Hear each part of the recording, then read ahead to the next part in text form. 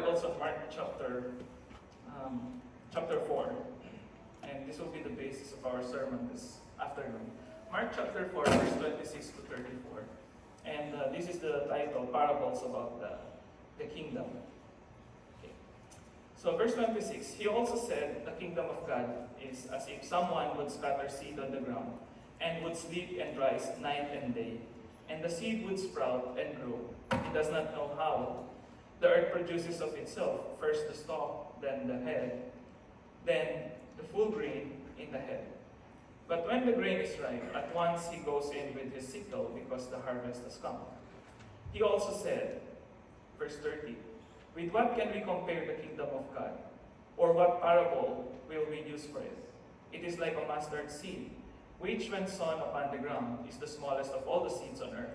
Yet when it is sown, it grows up and becomes the greatest of all shrubs, and puts forth large branches, so that the birds of the air can make nests in its shade. With many such parables he spoke the word to them, as they were able to hear it. He did not speak to them except in parables, but he explained everything in private to his disciples. The Lord bless the reading of his word. Now, here's the question. Why does Jesus have to teach his disciples using parables? Why parables? And in their time and culture, storytelling is actually a common style of teaching for many teachers and rabbis. Right? Parables are actually stories that are drawn from the natural world, and they were given spiritual meaning, which is also very common in many cultures. So the intent of parables, according to this passage in Scripture in Matthew chapter 13, there are two purposes for the parables. First is to reveal the message for the believers, and the other is to conceal the meaning of the message from the unbelievers. Like in verse 10 of Matthew chapter 13, it says, the disciples came to Jesus and asked him, why do you use parables when you talk to the people? Jesus answered, the knowledge about the secrets of the kingdom of heaven has been given to you, but not to them. For the person who has something will be given more, so that he will have more than enough. But the person who has nothing will have taken away from him, even the little he has. The reason, verse 13, I use parables in talking to them is that they look but do not see, and they listen but do not hear or understand. So the prophecy of Isaiah applies to them. These people will listen and listen but not understand. They will look and look but not see. So it's interesting, the purpose of parables, right? So it has deep meaning, but its meaning is somehow concealed or hidden from those who do not believe. But for those who believe, for those who desire to acquire this kind of knowledge, the message can be clear for them, right? In other words, for Jesus, by teaching his disciples using parables or riddles, right? Only his true disciple would understand what it really means. Parables are like riddles or jokes from the pastor, right? It requires wisdom and awareness of the context to understand, right? So sometimes pastors' jokes, it's only for smart people, right? So, if you don't laugh, it means you're smarter than the pastor, of course.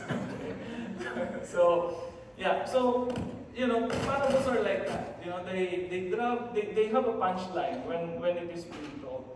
So here, the meaning is obvious for us because we know from the background and from our history as Christians, that Jesus was talking about the kingdom of God. And why is this expression, the kingdom of God, very common in the Bible, especially in the New Testament?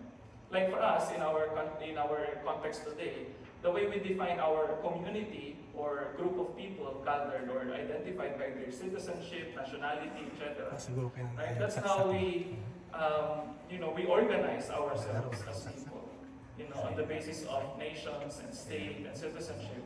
But in their time, kingdom is the term that is used, about the governing power of a king. Right?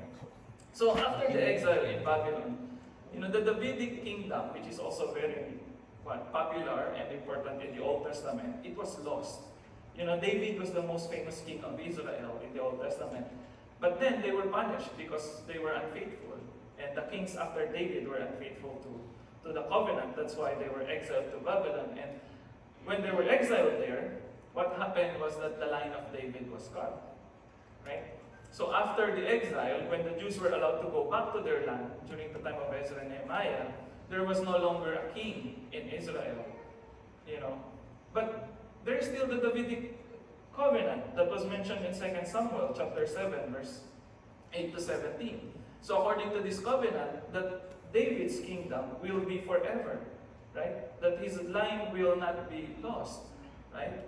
On the other hand, God promised David that he will raise someone from his line, right? So, and later prophets, such as Ezekiel, also mentioned this. Look at Ezekiel chapter 7, verse 22 to 24. So I just divided the verses, right? So here, Ezekiel was talking about a tree that will grow out of a cut tree, like a cutting, like a small branch, and it will grow into establish another kingdom. Right? So these are what the people are expecting God to do for them. After the Davidic kingdom has been lost and cut during the exile, they were expecting that God will raise another king, to replace and to continue this line of David. Right? So for us as Christians, this was fulfilled in Jesus Christ. And look at Acts chapter 2, what happened during the Pentecost. When God raised Jesus because of the resurrection, being therefore exalted at the right hand of God, and having received from the Father the promise of the Holy Spirit, He has poured out this that you both see and hear. Therefore let the entire house of Israel know with certainty that God has made Him both Lord and Messiah, this Jesus whom you crucified. So for Christians, the line of David will continue through Jesus Christ. In other words, Jesus now is the fulfillment of the expectation of this Davidic Messiah. Right? So that's why this expression, the kingdom of God or the rule of God, is a centerpiece, or takes the centerpiece in the gospel message of Jesus. And throughout the Bible, as I've mentioned, kingdoms and kings fail to live in accordance to God's standard. But Jesus was able to, break that curse. He was the one who was able to fulfill what God requires from His king, from His people. So people then who are longing for a true kingdom, that will happen in the last days, this is kingdom. It's no longer limited to political or temporal or territorial ground. Rather, what we see in the New Testament is that this kingdom, this New Jerusalem that will come through Jesus Christ, is a kingdom that is ruled by compassion, justice, righteousness. In other words, it's a kingdom that is ruled that is morally, ethically, and spiritually right in front of God, or acceptable before God. So the kingdom of God as an eschatological hope then for the people, something that they look forward to, has been fulfilled in Jesus Christ, who is now reigning in the right hand of God in heaven and in the lives of His people. But of course, it's not yet completed. We are still looking forward to that completion. So in other words, in Jesus, the kingdom of God is already fulfilled, but we are also waiting for its completion. It has already started. It has already begun. When He has resurrected and ascended to the right-hand throne of God. So this kingdom is not yet fully realized, since we are still looking forward to it. That's the point of why we evangelize. That's the point why we preach this gospel to the people, so that all people will experience the kingdom of God. We will see Jesus Christ. We'll get to know Jesus Christ. So in other words, this kingdom is still an ongoing project for the church. Right? And here, in the parables that Jesus mentioned, we will see how Jesus used another metaphor to describe a metaphor. Kingdom itself is already a metaphor to describe the rule of God or the reign of God. But, to describe this more, Jesus used another parables, several parables actually. But here, to this afternoon, we will just look at two, the growing seed and the mustard seed. So if you will compare verse 26 to 29 of Mark chapter 4 and Mark chapter 4, 31 to 32, you see the same elements in both parables. In verse 26 and verse 31a, you see God scattering the seed. It is God who plants the seed. Right? And then in verse 27, you see the seed growing during the night when no one sees it. Right? And then in verse 28, the seed grows slowly, each part, piece by piece, one by one. And then when the grain is ready, God comes back and harvests it. On the other hand, you also see the same element, the seed growing, unnoticeable, small and unnoticeable, and yet it becomes the biggest tree that grows. And this tree provides food and shelter. It's interesting that the kingdom of God in the Bible is compared to a plant or a tree. Right? Something that gives life, something that nourishes us, something that gives us shelter and a home, rather than a building, rather than a structure, rather than a lifeless object. But the kingdom of God is actually a tree that provides food and shelter for those who come to it. Right? So what are the lessons we can get from these two parables? Number one, God is like a man or a father, who plants the seed expecting result in the future. Right? It is God who plants. He acts like a farmer or a father. In other words, He is the source of life for this kingdom. Second, this seed can begin as a small object, unnoticeable. And this is something that is quite radical or different in the time of Jesus. Because in the time of Jesus, kingdoms are defined in terms of their extravagance, in terms of the size of their palaces, in terms of size of their army, in terms of size of their wealth, or the amount of money they have in their banks. Right? But here, Jesus said that the kingdom is actually can be compared to a small seed, that grows slowly, little by little. So the seed could slowly grow into a fruit-bearing plant or a great tree with branches. When the time is ready, the plant will produce fruit, or the tree provides shelter. Right? So there are three things that we can get from this, for the church. Number one, what we see here is that the kingdom belongs to God. God is the ultimate source of life for the seed.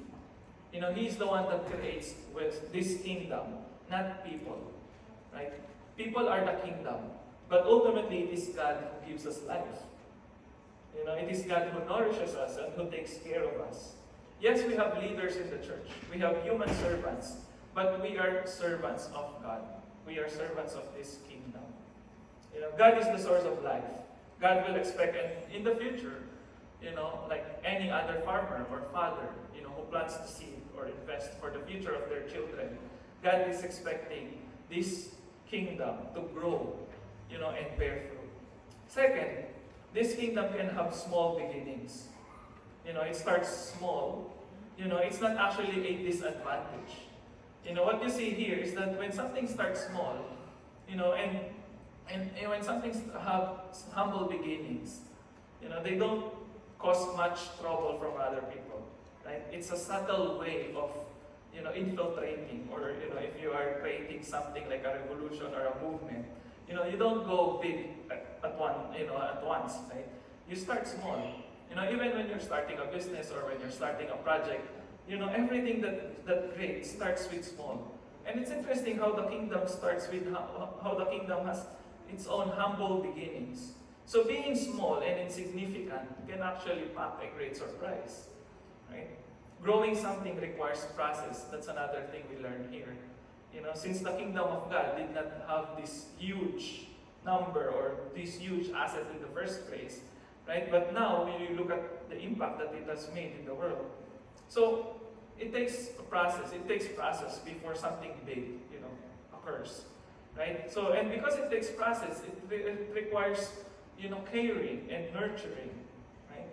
And finally, the purpose of the kingdom is to bear fruit and build shelters. The main purpose of growing the kingdom, according to Jesus, according to this teaching that He left His disciples, the purpose of the kingdom is to provide food and shelter for others. Right? When the kingdom of God bears fruit, it is the master who is happy because he has food, he has something to feed his children, he has something to feed his family. Right? So when the kingdom becomes big, the birds will come and be attracted to it. And they will come to the tree to find shelter. You will notice in the story, it is the birds who are actually coming to the tree rather than the tree coming to the birds. That will be weird, right? If you see, a tree reaching to the birds or catching the birds, right? But you see here is a picture of the kingdom because it is big and flourishing. It's actually the birds who will be attracted and find and seek shelter into it. Right? So when the kingdom grows, its branches multiply too. Right? So, and we are the branches. Right? The people of God. Our families, our communities that are products of the church. And these branches keeps on growing and growing. And the stronger the branches that the kingdom has, the stronger the kingdom is. So the kingdom should feed the hungry and protect the weak. That's the message of Jesus here, right? He's building a kingdom of God that cares for others, who provides food and shelter for other people. And we are now part of this kingdom. And we are so grateful because, if you look at the story of the people of God in the Bible, they are also like us. As I mentioned, Israel was exiled in Babylon. They were looking for a good leader, but they cannot. They also suffer from colonization, displacement, corruption, poverty, hunger. And this is also the same experiences of the people today. Many of us here, I'm assuming, right, that we are here because we are looking for better ways to provide for our family. We are working hard to build our own kingdoms, right? To build our own houses, right? And we are here because, we are trying to avoid something. Perhaps the lack of opportunity, perhaps corruption, perhaps poverty, lack of health care, etc. Right? And this is also the things that people need in Jesus' time. That's why they are also longing for the kingdom of God to realize in their time. Because they are also hungry and they are looking for a place to call their home. A place where they can find security and shelter. So now, as a church, we are called to become part of this kingdom and to expand the kingdom more. In other words, we are now the ones who are responsible in providing food, shelter for those who are in need. And we may be small, but we are important. Right? We are like mustard seed, small, unnoticeable, humble, weak. And yet, with the proper nurturing and nourishment of God, we can grow into a life-giving object, like a tree. Therefore, we should aim to be fruitful and productive so we can also help others. That's the point of being productive, so that we will bless others. When a tree is fruitful, the fruit is not for the tree, right? It's for the people around the tree. They are the ones who mainly benefit from the tree when the tree is fruitful. And that is the point. God is blessing His church, God is blessing His kingdom, so that we too can be a blessing for others. So let us pray. The Lord's Prayer. And I think this also summarizes the prayer of the people of God in the time of Jesus. Our Father in heaven, hallowed be your name. Your kingdom come, your will be done on earth as it is in heaven. Give us today our daily bread. Forgive us our sins, as we forgive those who sin against us. Lead us not into temptation, but deliver us from evil. For the kingdom, the power, and the glory are yours, now and forever. Amen. Here's another prayer. Heavenly Father, open our ears to hear your word, and draw us closer to you, that the whole world may be one with you, as you are one with us in Jesus Christ our Lord. God of mercy and healing,